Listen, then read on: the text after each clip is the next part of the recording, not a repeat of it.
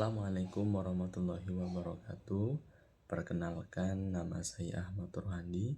Saya mahasiswa UIN Sunan Ampel, jurusan Ilmu Politik, Fakultas Ilmu Sosial Politik kelas B.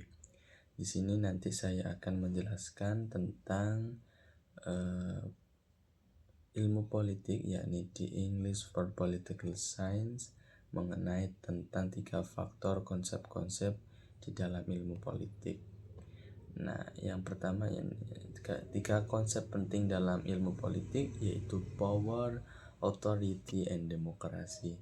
Konsep-konsep ini sangat penting untuk kita pahami karena ilmu politik tidak hanya berbicara soal kekuasaan, tetapi juga bagaimana kekuasaan digunakan, bagaimana rakyat terlibat, dan bagaimana sistem demokrasi kita berjalan. Dengan memahami 3 konsep ini, kita lebih kritis melihat realitas politik dan yang ada di sekitar kita.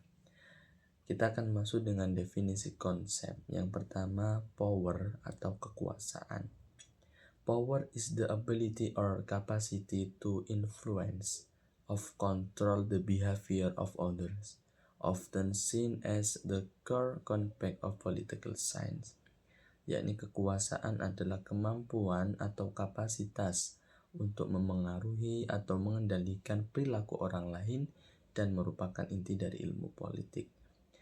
Contohnya adalah presiden memiliki kekuasaan untuk membuat keputusan penting bagi negara.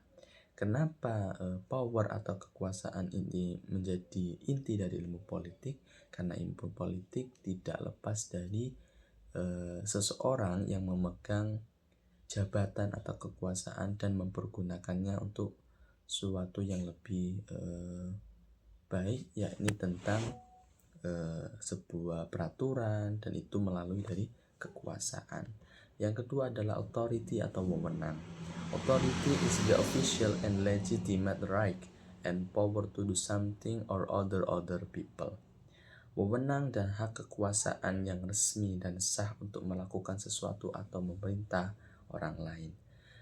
Seperti halnya adalah DPR yang memiliki wewenang membahas dan menetapkan undang-undang.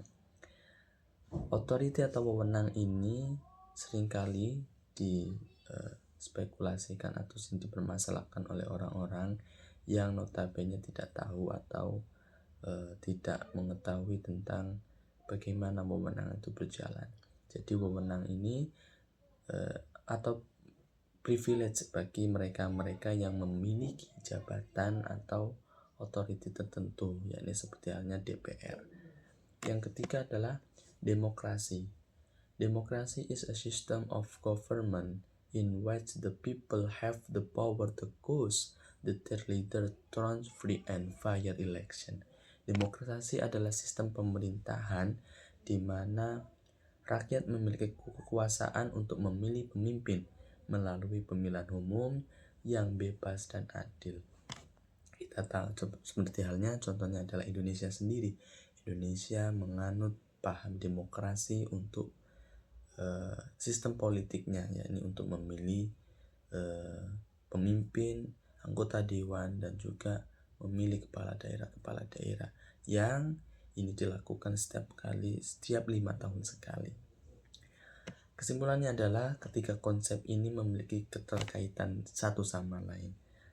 Dengan memahaminya, kita tahu bahwa semua aturan-aturan yang dibuat oleh pemerintah adalah sebuah hak dan keniscayaan yang dimilikinya, karena kita sebagai masyarakat sudah memiliki andil dalam munculnya suatu kebijakan, yaitu ketika kita memilih pemimpin atau wakil rakyat dengan demokrasi, atau memilih government or people representative